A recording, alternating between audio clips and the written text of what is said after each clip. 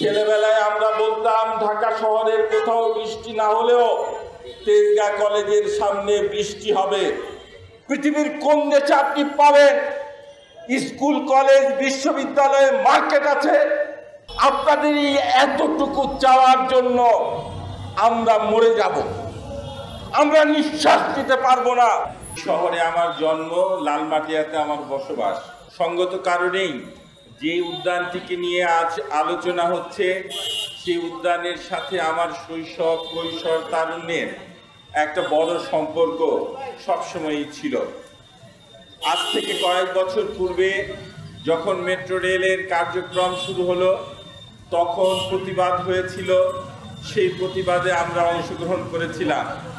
তখন বলা হয়েছিল স্মৃতি বিজড়িত এই উদ্যানটি দেশের অবকাঠামো উন্নয়নের জন্য, ঢাকা শহরের মানুষের যানজট থেকে মুক্তি পাওয়ার জন্য যে মেট্রো রেল, সেই মেট্রো রেলের অবকাঠামো উন্নয়নের জন্য শুধুমাত্র একটি স্টেশনের যে প্ল্যাটফর্ম, সেই প্ল্যাটফর্মের পাশে কাজ চালার জন্য অফিস করা হবে, কিছু যন্ত্রপাতি রাখা হবে।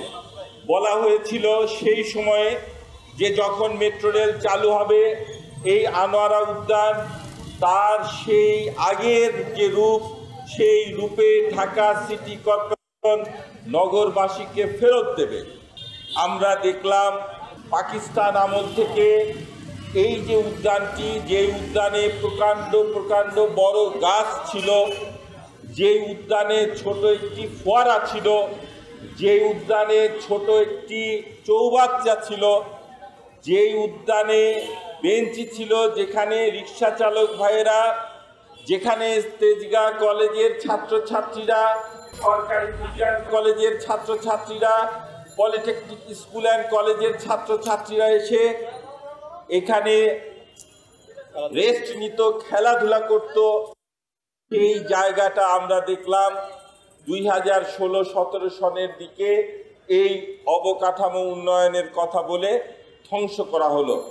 আমরা মেনে নিয়েছি, ঢাকা শহরের মানুষ মেনে নিয়েছে।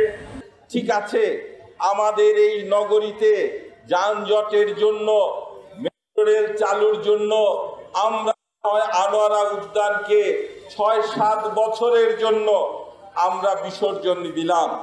আমাদের তৎকালীন মেয়র মহোদয় বলেছিলেন, তৎকালীন স্বরাষ্ট্রমন্ত্রী বলেছিলেন, এই আনোয়ারা উদ্যানকে আবার তার মতো করে নগরবাসীর কাছে তারা হস্তান্তর করবে। আজ আমরা কি শুনছি? আজ আমরা শুনছি এই আনোয়ারা উদ্যানে বিপণী কেন্দ্র হবে। রত্না আপা বলে গেছে, আমরা শুধু কিনবো, আমরা শুধু খাবো। এই রকমের একটি জনবহুল নগরীতে শতকরা 15% ভূমি জলাশয় এবং বনভূমি থাকা প্রয়োজন। আছে মাত্র 6%, তাও কাগজে কলমে। ছেলেবেলায় আমরা বলতাম ঢাকা শহরের কোথাও বৃষ্টি না হলেও তেজগাঁ কলেজের সামনে বৃষ্টি হবে। তেজগাঁ কলেজ থেকে শুরু করে উত্তরা পর্যন্ত এই গোটা অঞ্চলে জলাশয় ছিল, বনভূমি ছিল, গ্রাম ছিল।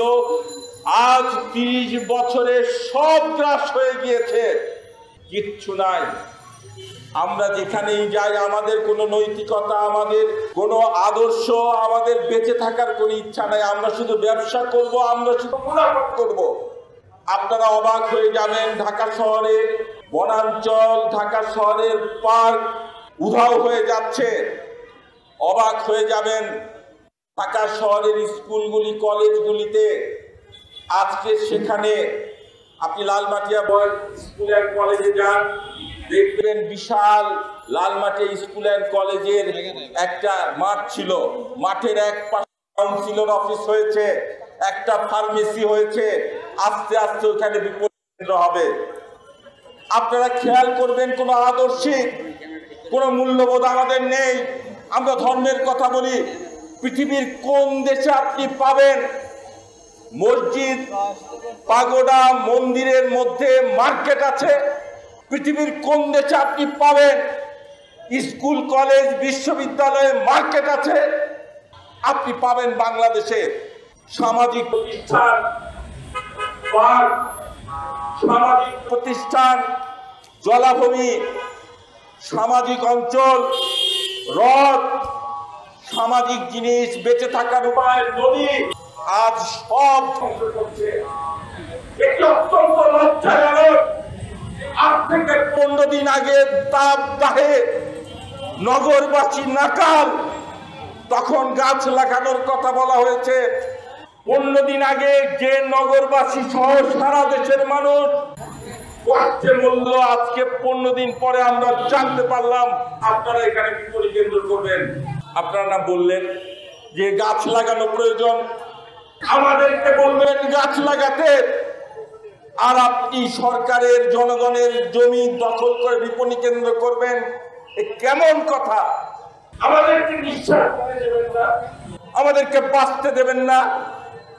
আপনারা রাষ্ট্র ক্ষমতা দখল করেছেন, আপনাদের রাজনৈতিক দলের নেতারা আছে, তারা চাঁদা তুলবে, তাদের ফুটপাত চাই, তারা বাসে চাঁদা তুলবে, যেখানে সেখানে বাস রেখে দেবে, তাদের বাস চাই, টার্মিনাল চাই।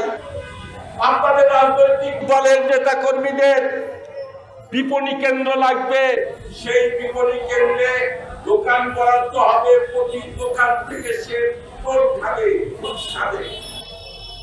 আপনাদের এতটুকু চাওয়ার জন্য আমরা মরে যাব, আমরা নিঃশ্বাস নিতে পারবো না। আমরা এসেছি, রত্নাপা বলে গেছে বছর 2 আগে জেল খেটে এসেছে তেঁতুলতলা মাঠ, আমরা আবার জেল খাটবো।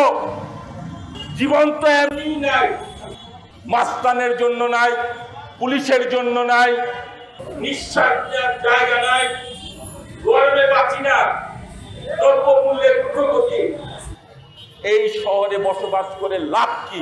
এই দেশে বসবাস করে লাভ কি? প্রিয় ভাই ও বোনেরা, আজকে আমরা এখানে উপস্থিত হয়েছি 69-এর গণঅভ্যুত্থানের শহীদের নামে যে পার্ক, আপনি বুঝতেই পারবেন 69-এর গণঅভ্যুত্থানের শহীদের নামের পার্ক যদি হয়ে সেই পার্কটি কত পুরনো ছিল। এই অবকাঠামো আমরা ভেঙে ফেলবো। আমরা শক্তি সঞ্চয় করছি, খাটো ভাববেন না। প্রিয় ভাই ও বোনেরা, আজকে মানববন্ধন করে গেলাম, আমরা সংগঠিত হব। আমাদের এই আনোয়ারা উদ্যান আমাদের ফার্মগেটবাসী সহ ঢাকা নগরবাসীকে ফেরত দিতে হবে, অবিলম্বে ফেরত দিতে হবে। এই অবকাঠামো সরিয়ে নিতে হবে, এই অবকাঠামো ভেঙে ফেলতে হবে।